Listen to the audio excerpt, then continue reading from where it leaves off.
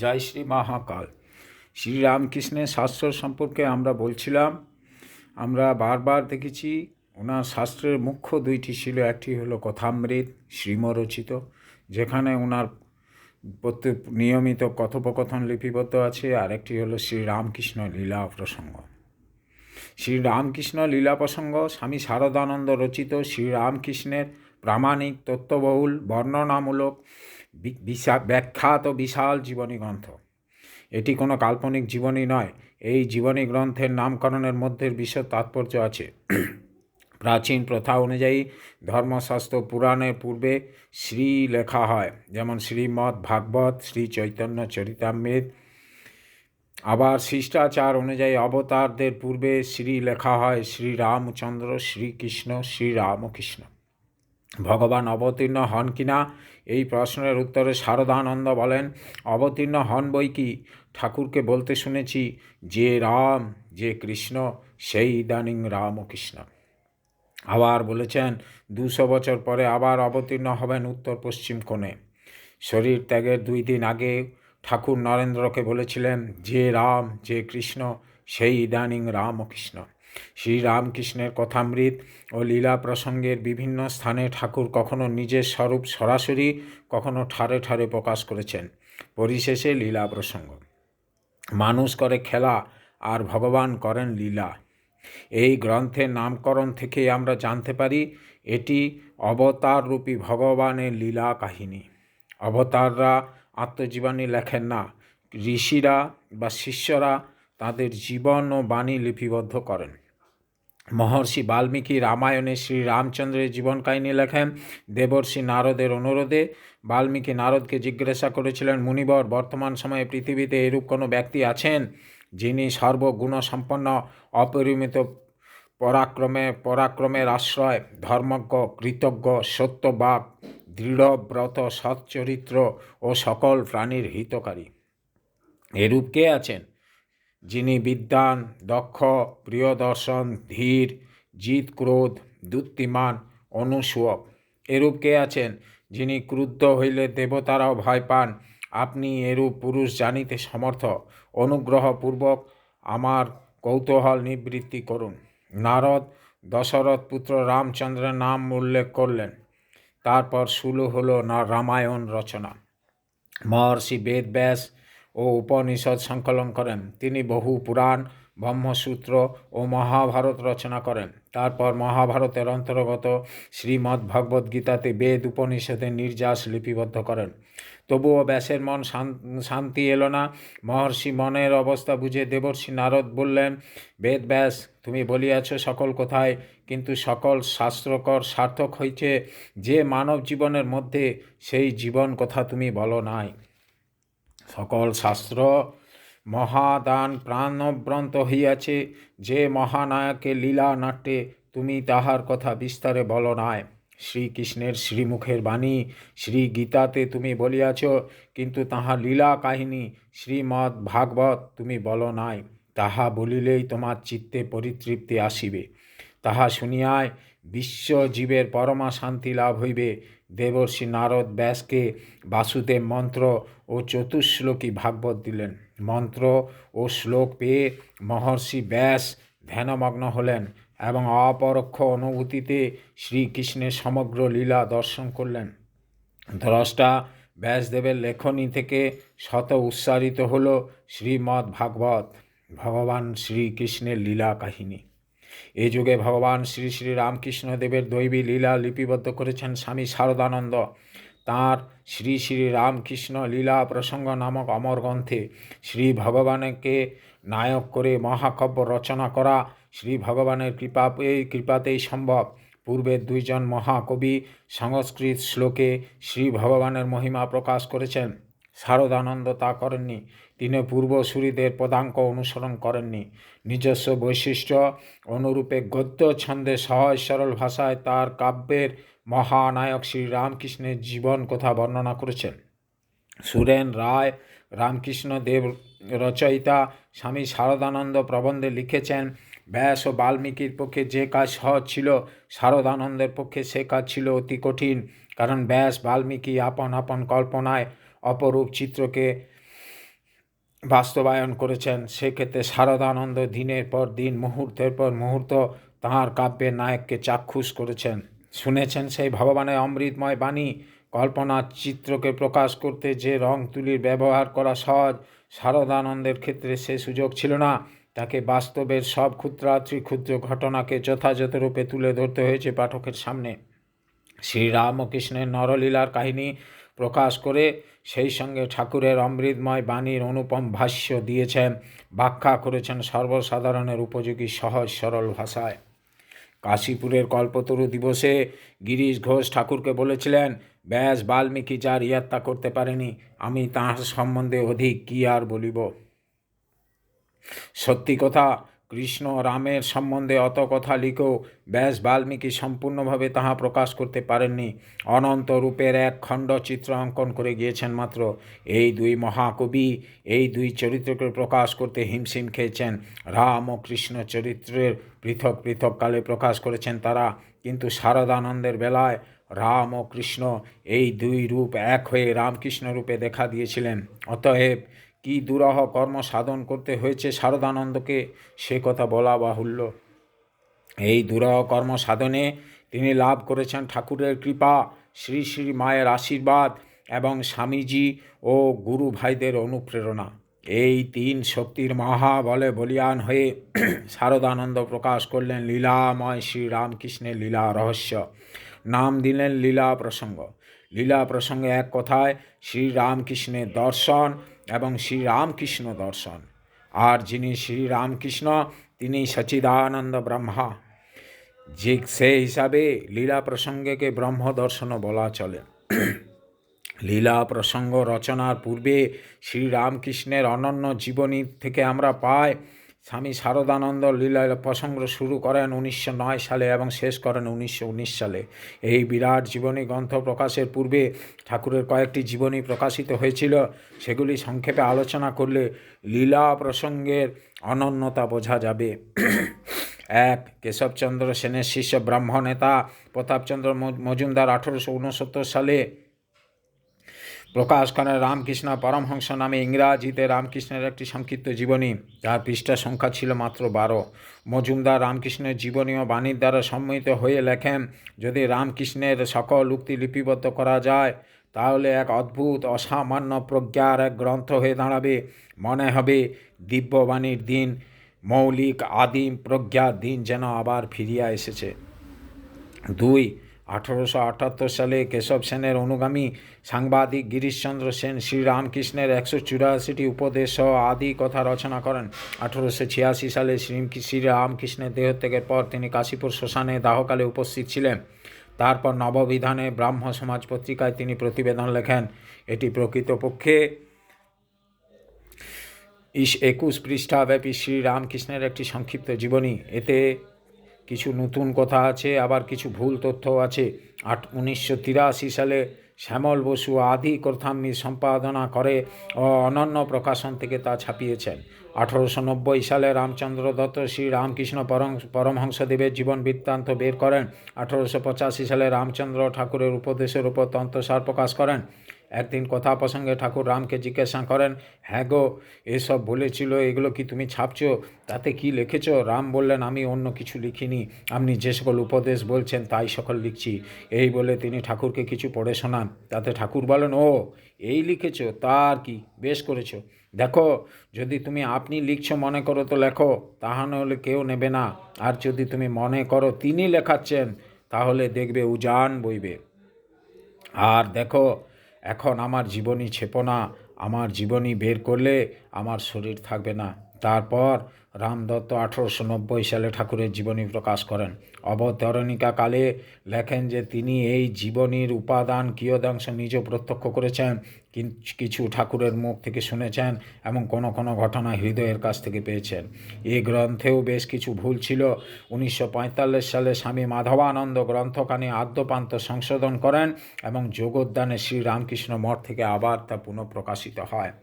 অক্ষয় কুমার সেনের শ্রীরামকৃষ্ণ পুঁথি পদ্যে ঠাকুরের চরিতামৃত, এটি 1894 সালে প্রথম প্রকাশিত হয় এবং 1901 সালে 4 খণ্ডে একত্র করে ছাপা হয়। গ্রন্থটি কৃত্তিবাসী রামায়ণ, কাশিদাসী মহাভারতের মতো পয়রা ছন্দে লিখিত শ্রীরামকৃষ্ণের লীলা কাহিনী। স্বামীজি এই গ্রন্থের খুব প্রশংসা করেছেন।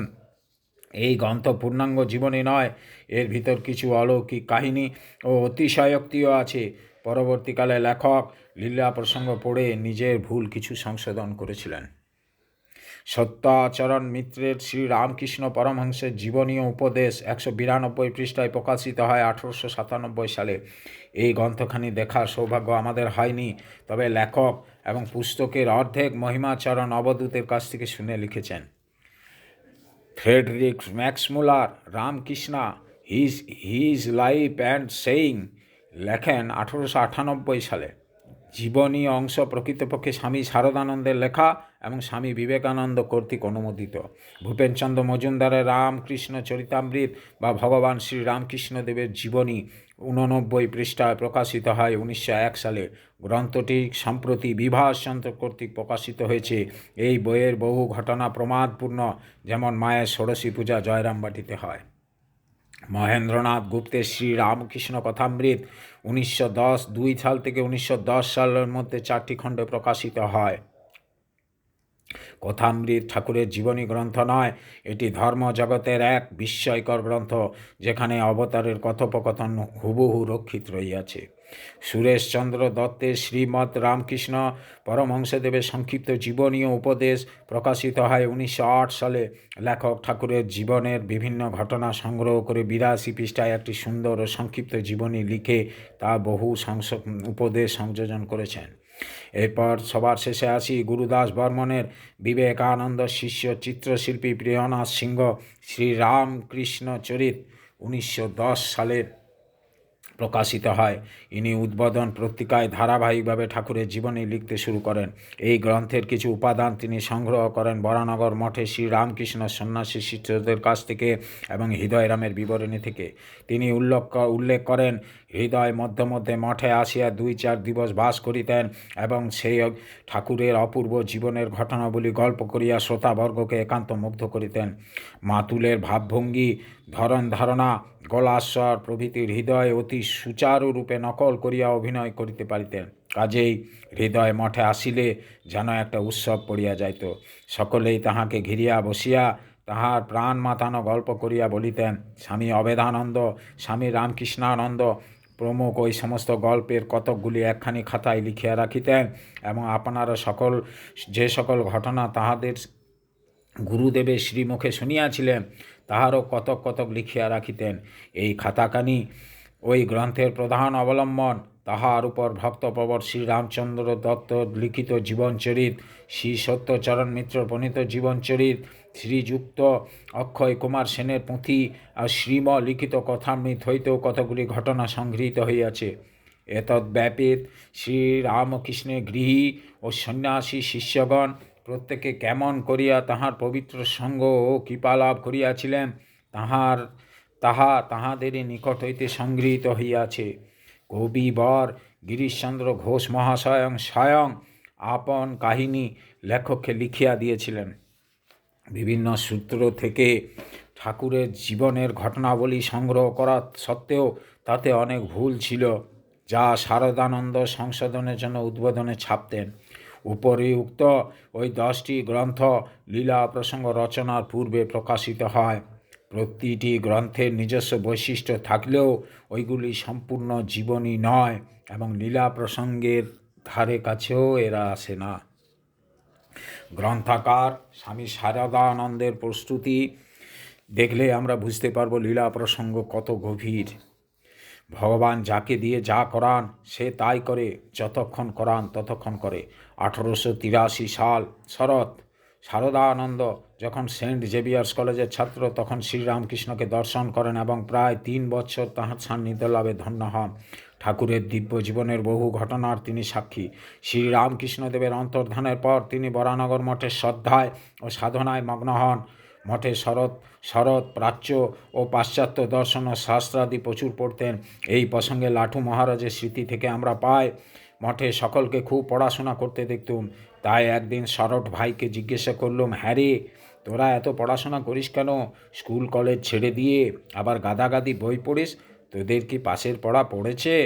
তাতে শরৎ ভাই বলেছিল, ভাই পড়াশোনা না করলে এইসব বিষয় অর্থাৎ ধর্ম বিষয় জানবো কেমন করে। তাতে হামনে বলেছিলুম, উনি অর্থাৎ ঠাকুর তো এত কথা বলতেন, বাকি উনাকে তো কখনো পড়াশোনা করতে দেখতুম না। তাতে শরৎ ভাই বলেছিলেন, আরে ওনার তো সবই, ওনার মতো কি সবাই হতে পারে? ওনাকে মা রাশি রাশি জ্ঞান ঠেলে দিতেন। আমাদের তো সে অবস্থা নয়, আমাদের পড়াশোনা করতে হবে বই কি। তার কথা শুনে ফিন বলেছিলাম, দেখো ভাই, তিনি বললেন বই পড়ে একরকম বোঝা যায় আর অনুভবে আরেক রকম। আমার কথা শুনে শরৎ ভাই বললে, দেখো, যারা আচার্য হয়ে জগৎকে শিখাবে তাদের পড়াশোনা করতে তিনি মানা করতেন না, জানিস তো। হামনে বুঝলাম তিনি যার যেমন ভাব তাকে তেমনই বুঝিয়েছিলেন। 1890 সাল থেকে 1895 সাল পর্যন্ত শারদানন্দ ভারতের বিভিন্ন তীর্থক্ষেত্র ও হিমালয়ে তপস্যা করেন। কারণ ঠাকুরের শিষ্যগণ জানতেন যে ঠাকুর ছিলেন তপমূর্তি, ত্যাগ ও তপস্যা ছাড়া তাকে ঠিকমতো বোঝা যায় না। তারপর 1896 সালে স্বামীজির আহ্বানে তিনি পাশ্চাত্যে প্রচারের জন্য যান এবং 1 এপ্রিল লন্ডনে পৌঁছান। ওইকালে স্বামীজি অধ্যাপক ম্যাক্স মুলারের সঙ্গে পরিচিত হন এবং তিনি রামকৃষ্ণের জীবনী লিখবার ইচ্ছা প্রকাশ করেন। শারদানন্দ একদিন কথা প্রসঙ্গে বলেছিলেন, ঠাকুরের সম্বন্ধে তিনি যাহা প্রকাশ করিয়াছেন উহা আমি লিখিয়া দিয়াছিলাম। ম্যাক্স মুলারের ইচ্ছা হইয়াছিল ঠাকুরকে জনসমাজে প্রচার করে। স্বামীজি নিজে না লিখিয়া আমাকে লিখিতে বলিলে আমি আপত্তি করিলে বলিয়াছিলেন, আমি লিখিলে বুড়ার মাথায় আমার ভাব ঢুকাইয়া দিতে হইবে। আমি যাহা জানি সব লিখিয়া দিলাম, ভাবিয়াছিলাম স্বামীজি কাটছাট করিয়া দিবেন।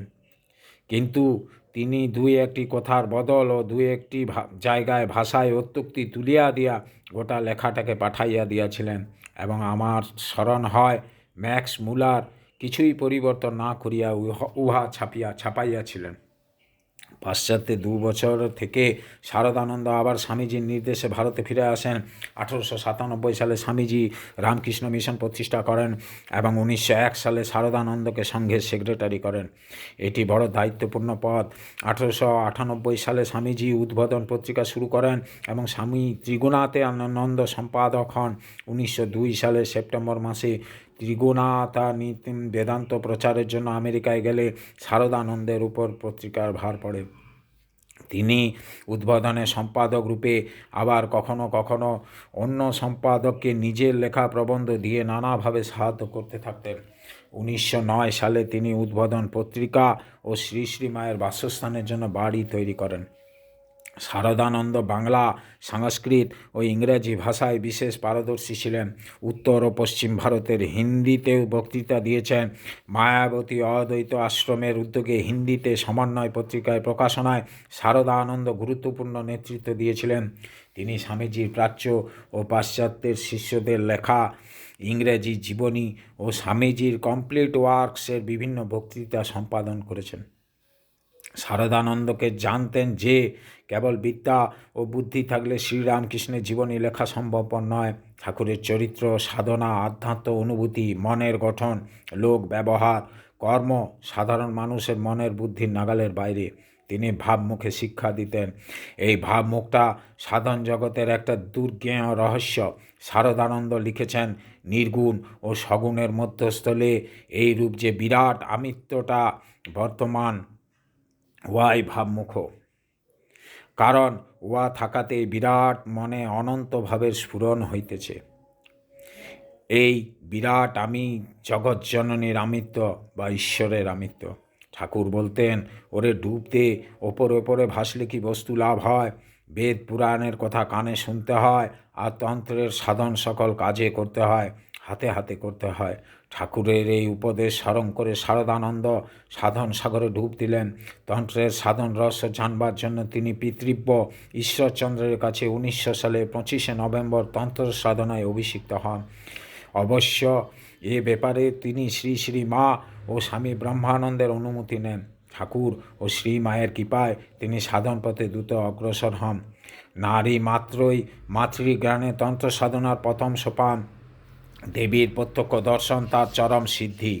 তিনি অচিরেই সাফল্য লাভ করেন। এই প্রসঙ্গে তিনি ভারতে শক্তি পূজা বইয়ের উৎসর্গ উল্লেখ করেছেন, যাহাতে করুণা পাঙ্গে গ্রন্থাকার জগতের যাবতীয় নারী মূর্তির ভিতর শ্রী শ্রী জগদম্বার বিশেষ শক্তি প্রকাশ উপলব্ধি করিয়া ধন্য হইয়াছেন, তাহাদেরই শ্রী পাদপদ্মে এই পুস্তকখানি ভক্তিপূর্ণ চিত্তে অর্পিত হইল। স্বামী বিজ্ঞানানন্দ বলেন, শরৎ মহারাজ ঠাকুরের লীলা প্রসঙ্গ লিখবার সময় প্রত্যহ অনেকক্ষণ জপ ধ্যান করবার পর তিনি লিখতে বসতেন। আদেশ ও নিজস্ব অনুভূতি বিনা প্রকৃত শাস্ত্র রচনা করা সম্ভব নয়। শ্রীরামকৃষ্ণ ধর্ম প্রচারকদের উদ্দেশ্যে বলেন, হ্যাঁ গো, তুমি ঈশ্বরের আদেশ বা চাপরাস পেয়েছ? এই আদেশ না পেলে বক্তার কথায় শক্তি আসে না, শ্রোতারাও অনুপ্রেরণা পায় না। স্বামী ভূমানন্দ লীলা প্রসঙ্গ লেখার পিছনে ঠাকুরের আদেশ ছিল কিনা সে বিষয়ে একটি মূল্যবান তথ্য পরিবেশন করেছিলেন। একদিন গোপাল মা বাইরের ঘরে আসিয়া কথা প্রসঙ্গে শরৎ মহারাজকে বললেন, জ্ঞান ঠাকুরের কথা লিখেছে। শরৎ মহারাজ বলেছিলেন, কি লিখেছ, নিয়ে এসো দেখাই যাক। আমি নিবেদন করলাম, ঠাকুরের বিভূতির কথা যা শুনেই তা পয়ারে লিখেছি, দেখবার মতো নয়। শরৎ মহারাজ বললেন, নিয়ে এসো আগে, তারপর দেখা যাবে। একখানা খাতা আনিয়া মহারাজের সম্মুখে রাখিলেন। আমার লেখাগুলি মোটেই ভালো নয়। মহারাজ দেখিয়া বলিলেন, পড়ো, শোনা যাক। পড়া আরম্ভ করিলাম। দুইটি ঘটনা শুনিয়ায় মহারাজ বলিলেন, স্বামীজি বলতেন, এ সকল বিভূতি ব্যক্তি বিশেষের কল্যাণের জন্য প্রকাশিত হয়েছিল, সুতরাং ও সকল কথা বলে কোনো লাভ নাই, বরং বলতে গেলে লোকে ভাববে গোঁড়ামি প্রচার করা হচ্ছে। আমি চুপ করিয়া আছি। মহারাজ বলিলেন, তামাক খাওয়াবে না? আমি তামাক সাজিতে গেলাম। মহারাজ তামাক খাইলেন। আমি তখন বলিলাম, মহারাজ, ঠাকুরের একখানি জীবনী আপনি লিখুন না, যাতে সকল ঘটনা একখানি বইয়ের মধ্যে জানতে পারা যায়। মহারাজ বলিলেন, লিখলেই হলো বুঝি? এরকম কাজ আদেশ না পেলে করা উচিত নয়। ঠাকুর যদি কখনো আদেশ করেন তখন দেখা যাবে। তারপর বলিতে লাগিলেন, স্বামীজি সাহস করে কিছু লেখেননি। কেউ লিখতে বললে বলতেন, ওরে, শেষে কি শিব গড়তে গিয়ে বানর গড়ে ফেলব। আদেশ না পেলে এ সকল কাজে হাত দেওয়া উচিত নয়, দিলে সে লেখায় ফল হয় না। এই বৎসরেই শরৎ মহারাজ লীলা প্রসঙ্গ লিখতে আরম্ভ করেছিলেন। আমি আদেশের কথা ভুলি নাই। তাই অনেক বৎসর পরে একদিন শরৎ মহারাজকে জিজ্ঞাসা করিয়াছিলাম, মহারাজ, আপনি কি আদেশ পেয়ে লীলা প্রসঙ্গ লিখতে আরম্ভ করেছেন? শরৎ মহারাজ, তোমার তা জেনে লাভ কি? আমি আর কথা বলিতে পারিলাম না। অন্য এক সময় উদ্বোধনের এক সন্ন্যাসী লীলা প্রসঙ্গ সম্বন্ধে কোনো বিষয়ে সংশয় প্রকাশ করিয়া কিছু বলিয়াছেন। অপর সন্ন্যাসী সে কথা শরৎ মহারাজকে জানাইয়া জিজ্ঞাসুভাবে প্রশ্ন করিলেন, মহারাজ, সমাধির কথা যা আপনি লিখেছেন তা অনুমানের উপর লিখেছেন না নিজে উপলব্ধি করে লিখেছেন? শরৎ মহারাজ উত্তরে বলিয়াছিলেন, তাঁর আদেশে যা লেখবার লিখেছি। তবুও আবদারের সঙ্গে প্রশ্ন হইলে না, আপনাকে বলতেই হবে। তখন শরৎ মহারাজ বলিলেন, যা কখনো জানি না এমন কথা আমি কখনো লিখি নাই। একদিন উদ্বোধনে সাধুদের মধ্যে নির্বিকল্প সমাধি নিয়ে আলোচনা হয়। অনেকের ধারণা ছিল শ্রীরামকৃষ্ণ সংঘ মধ্যে একমাত্র স্বামীজি ছাড়া অন্য কারো ওই সমাধি হয় নাই। তবে সমাধির কাছাকাছি অবস্থা, উচ্চাঙ্গের অনুভূতি অনেকেরই হয়েছে।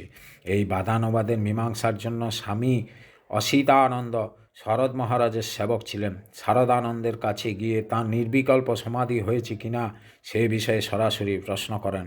শুনে মহারাজ প্রথমে চুপ রইলেন, পরে সেবকের অতি সাহায্যে দেখে ভাব গম্ভীর হয়ে বললেন, দক্ষিণেশ্বরের শ্রীরামকৃষ্ণের সহচর্যে কি বৃথা কালক্ষেপ করেছি? আমার লেখা শ্রীরামকৃষ্ণ লীলা প্রসঙ্গ পুস্তকে ভাব, সমাধি ও অন্যান্য আধ্যাত্মিক উপলব্ধির কথা পড়নি? নিজে উপলব্ধি করিনি এমন একটি কথাও আমি লিখিনি। এই প্রসঙ্গে মঠ মিশনের শাস্ত্রজ্ঞ খ্যাতনামা সন্ন্যাসী স্বামী যোগানন্দ বলেন, শরৎ মহারাজের নির্বিকল্প সমাধি হইয়াছিল কিনা আমি তো কিছু শুনি নাই, কিন্তু লীলা প্রসঙ্গ পড়িয়া প্রত্যক্ষদর্শী পুরুষ ভিন্ন এইভাবে কিছু লিখিতে পারে বলিয়া আমার বিশ্বাস হয় না। বরং উহা পাঠের পর তখন এমন কেহ তাহার নির্বিকল্প সমাধি হয় নাই বলিলে বরং বিরক্ত বোধ হইত। লীলা প্রসঙ্গের রচনার প্রয়োজনীয়তা সম্পর্কে শারদানন্দ নিজের মুখে বলেছিলেন। শারদানন্দ মুখে নয়, কর্মে প্রয়োগ করে দেখালেন যে তিনি দৈব নির্দেশে লীলা প্রসঙ্গর রূপ মহাকাব্য রচনায় প্রবৃত্ত হয়েছেন। ভক্ত ভৈরব গিরিশচন্দ্র ঠাকুরের অন্যান্য ভক্ত শিষ্যদের ঠাকুরের একখানি তথ্যবহুল পূর্ণাঙ্গ জীবনীর অভাব বোধ করেন। গিরিশ একবার স্বামীজিকে ঠাকুরের জীবনী লিখতে বলায় তিনি বলেছিলেন, ঋষি, পৃথিবী তোলপাড় করে দিতে বলো, তা পারবো, কিন্তু ঠাকুরের জীবনী লিখতে পারবো না। শেষে শিব গড়তে বানর গড়ব। পরে স্বামীজি বলেছিলেন, ওই শর্তা লিখবে। যা হোক, লীলা প্রসঙ্গ রচনায় কতিপয় কারণ এখানে উল্লেখ করা হইল। গিরিশ মুক্তকণ্ঠে ঠাকুরের শিষ্য ও ভক্তদের কাছে ঠাকুরের কথা ও তার নিজের জীবনের পরিবর্তনের কথা বলতেন। ঠাকুর তাকে তাঁর বকলমা গ্রহণ করে তার সমস্ত ভার থেকে তাকে মুক্ত করেন। পরবর্তীকালে কোনো কোনো ব্যক্তি বকলমার গভীর তাৎপর্য না বুঝে গিরিশের অনুকরণে বলা শুরু করেন, হে রামকৃষ্ণ, তোমাকে বকলমা দিলাম। তাদের ধারণা, এই কথা বললে ঠাকুর ইহকাল পরকালে সকল দায় গ্রহণ করবেন। ভগবান তারই ভার নেন যে সম্পূর্ণভাবে আত্মসমর্পণ করে। ঠাকুরের জীবন, উপদেশ ও কার্যকলাপ বিকৃতভাবে ছড়াতে শুরু করায় গিরিশ শারদানন্দকে ঠাকুরের জীবনী লিখতে অনুরোধ করেন, কারণ ভবিষ্যতে ঠাকুরের সম্বন্ধে সংকীর্ণ ও ভ্রান্ত মতবাদ সমূহ প্রচারিত হবে। এর ফলে নানা গণ্ডিবদ্ধ দল ও উপদল সৃষ্টি হয়ে অচিরেই ঠাকুরের নরলীলার প্রকৃত উদ্দেশ্য ব্যর্থ করে দেবে। শারদানন্দ প্রথম লীলা প্রসঙ্গের গুরুভাব অর্থাৎ পূর্বার্ধা তৃতীয় ভাগ লেখা শুরু করেন। তারপর প্রথম অধ্যায় শ্রীরামকৃষ্ণের ভাবমুখ। এই অধ্যায়ে তিনি গিরিশের বকলমার কাহিনী বিশদভাবে লিখে গিরিশকে দেখান। ব্রহ্মচারী অক্ষয় চৈতন্য লিখেছেন, শরৎ মহারাজের মুখে শুনিয়াছি বকলমা সম্পর্কিত বর্ণনাটি গিরিশবাবুকে তিনি পড়াইয়া শুনাইয়াছিলেন এবং গিরিশবাবুও ওয়া ঠিক ঠিক হইয়াছে বলিয়া অভিমত প্রকাশ করিয়াছিলেন। লীলা প্রসঙ্গের এই প্রথম অধ্যায় পড়লে মনে হয় ঠাকুরই ভাবমুখে গিরিশের মারফত গ্রন্থ আরম্ভ করিবার ইঙ্গিত করিতেছেন। লীলা প্রসঙ্গ লিখিবার পিছনে শারদানন্দের কতগুলি লৌকিক হেতুও নির্দেশ করেছিলেন, তাহাই আমরা এখন একটুকু জানিয়া লইব। প্রথমত, শারদানন্দ বলেন, উদ্বোধনে ছাপবার জন্য ঠাকুরের সম্বন্ধে তখন নানারূপ প্রবন্ধ আসত। সবগুলি এত বেশি ভ্রমপূর্ণ যে কেটে চেটে সম্পূর্ণ নতুন করে লিখতে হতো। আমরা কেবলই মনে হতো আমরা থাকতেই এতটা ভুল প্রচার হবে। দ্বিতীয়ত, শারদানন্দ বলেন, মাস্টার মহাশয় মানে কথামৃতকার শ্রীম তখন খুব বলে বেড়াতেন ওরা ঠাকুরের প্রকৃত জীবন ভুলে অন্য পথে চলছে। সে কথায় খুব রাগ হয়েছিল। শ্রীম মনে করতেন ঠাকুর ভগবান লাভই জীবনের প্রধান উদ্দেশ্য বলেছেন, তাই শ্রীরামকৃষ্ণ মিশনে জনহিতকর কার্যাবলীকে তত মর্যাদা দিতেন না। পরে 1912 সালে কাশীতে শ্রী শ্রীমা সেবাশ্রমের কাজ দেখে বলেন যে ঠাকুর এখানে বিদ্যমান এবং এসব ঠাকুরেরই কাজ। তখন শ্রীম নিজের মত পরিবর্তন করেন। লীলা প্রসঙ্গে ঠাকুরের দিব্য জীবনের বিভিন্ন দিক দেখিয়া শারদানন্দ শ্রীমর সেই এক দেশীয় মতের উত্তর দিয়াছেন। তৃতীয়ত, লীলা প্রসঙ্গের এই তৃতীয় খণ্ডের গ্রন্থ পরিচয়ে শারদানন্দ আরও একটি কারণ নির্দেশ করেন। শ্রীরামকৃষ্ণ পদাশ্রিত পূজাপাদ্য স্বামী বিবেকানন্দের ধর্মপ্রচারের পর হইতে শ্রীরামকৃষ্ণের জীবন কথা জানিবার জন্য সাধারণের আগ্রহ দেখিয়া বর্তমানকালে অনেকে তথা তৎসম্বন্ধে লিপিবদ্ধ করিলেও ওই আলোক সামান্য জীবনের সহিত সনাতন হিন্দু বা বৈদিক ধর্মের যে নিগূঢ় সম্বন্ধ রহিয়াছে তাহা স্পষ্ট নির্দেশ করিয়া কেহই এ পর্যন্ত উহার অনুশীলন করেন নাই বলিয়া অত্যুক্তি হয় না। ফলে শ্রীরামকৃষ্ণ দেব যেন সনাতন হিন্দু ধর্ম হইতে পৃথক বিচ্ছিন্ন এক ব্যক্তি ও সাম্প্রদায়িক মত বিশেষেরই সৃষ্টি করিয়া গিয়াছেন, এইরূপ বিপরীত ধারণা ওই সকল পুস্তক পাঠে মনে উদয় হইয়া থাকে। এই বিপরীত ধারণা ও সংশয় দূর করবার জন্য শারদানন্দ স্বামীজির হিন্দু ধর্ম ও শ্রীরামকৃষ্ণ প্রবন্ধটি লীলা প্রসঙ্গে তৃতীয় খণ্ডের প্রারম্ভে যোগ করে দিয়েছেন। চতুর্থত, আমরা পাই মাতৃভক্ত শারদানন্দ শ্রী শ্রীমাকে কলকাতায় তার নিজস্ব বাড়িতে রাখবার জন্য ধার করিয়া বাড়ি তৈয়ার করেন। ওই দেনা শোধ করবার জন্য তিনি লীলা প্রসঙ্গ লিখতে শুরু করেন। তার আত্মকথায় আমরা পাই, যখন উদ্বোধনের বাড়ি হয় তখন 11,000 টাকা দেনা। এই দেনা ঘাড়ে লইয়া বাড়ি করা হইল। বই বিক্রি প্রভৃতির দ্বারা উহা শোধ হইয়াছিল। মাকে রাখিবার জন্য এই বাড়ি করা, তাহাকে কেন্দ্র করিয়াই তাহার জন্যই সব। এইভাবে ভরপুর হইয়া তখন সকল কাজে প্রবৃত্ত হওয়া যাইত। তিনি যাইবার পর সকল উৎসাহ একেবারে নষ্ট হয়ে গেল। শরীরটা তো খুব ভালোই ছিল, কিন্তু মার দেহ রক্ষার সঙ্গে সঙ্গে শরীরটাও পড়িয়া গেল। বৈকুণ্ঠ সান্যাল শ্রীরামকৃষ্ণের লীলামৃত গ্রন্থে লীলা প্রসঙ্গের উৎপত্তির একটি কাহিনী মর্মস্পর্শী ভাষায় লিখেছেন। কে জানিত যে ঘাস খড়ের ব্যবসায়ী উদারপার্না কেদারনাথ দাস শ্রী শ্রীমার মন্দিরের জন্য ভূমি দান করিবে আর উদ্বোধন পত্রিকার জন্য কিছু টাকা দিবে। ইহাতে দেখা যায় যে আপ্তপুরুষের বাসনা অপূর্ণ থাকে না।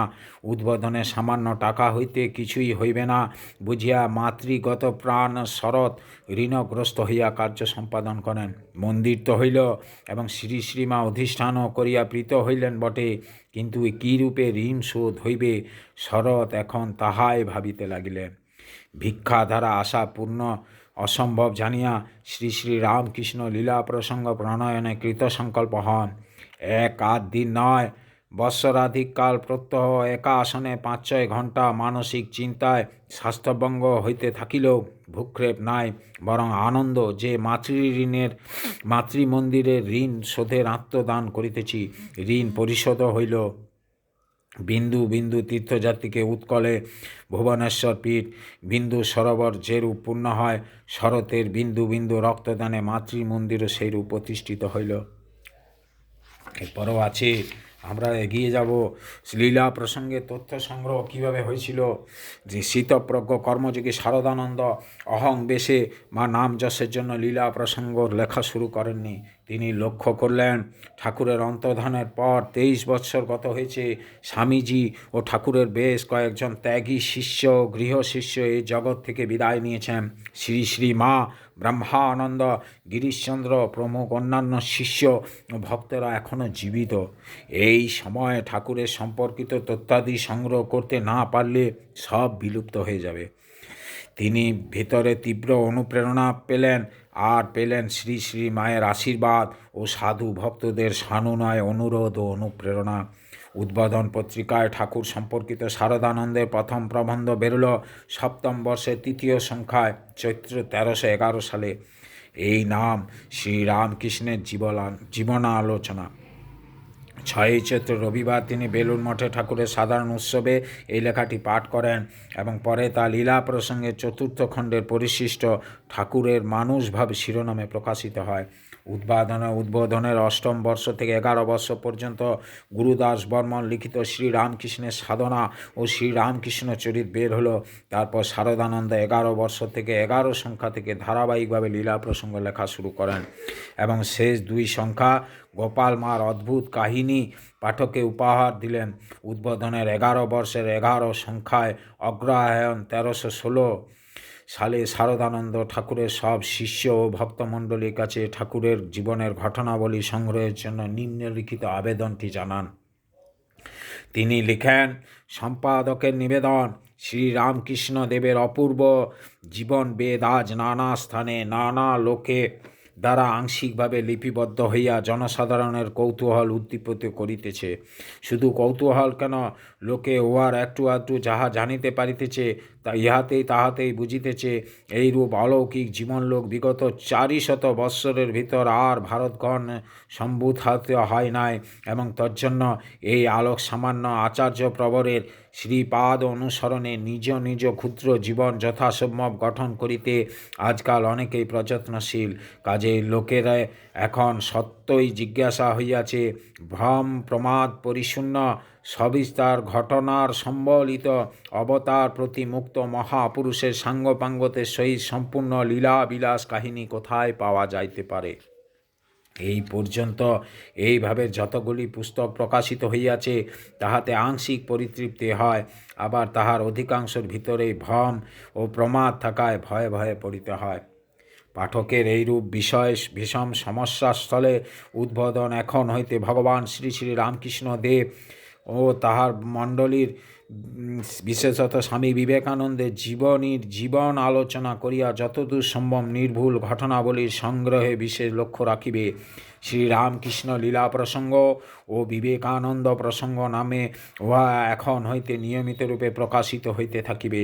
অতএব শ্রীরামকৃষ্ণদেবের যাবতীয় শিষ্যমণ্ডলীর নিকট উদ্বোধনের সানুনায় অনুরোধ, তাহারা যেন এইরূপ ঘটনাবলী যাহার যতদূর সাধ্য সংগ্রহ করিয়া বেলুর মঠের অধ্যক্ষ অথবা আমার নিকট প্রেরণ করিয়া আমাদিকে কৃতার্থ করেন এবং সাধারণের এই বিষম অভাব দূর করেন।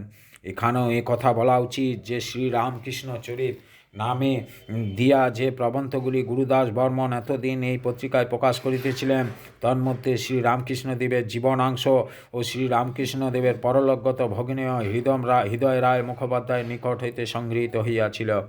হৃদয় শ্রীরামকৃষ্ণদেবের সেবায় অনেক দিন পর্যন্ত নিযুক্ত থাকায় তাহার নিকট হইতে প্রাপ্ত ঘটনাবলীর প্রকাশযোগ্য বলিয়া উদ্বোধনে গৃহীত হইয়াছিল।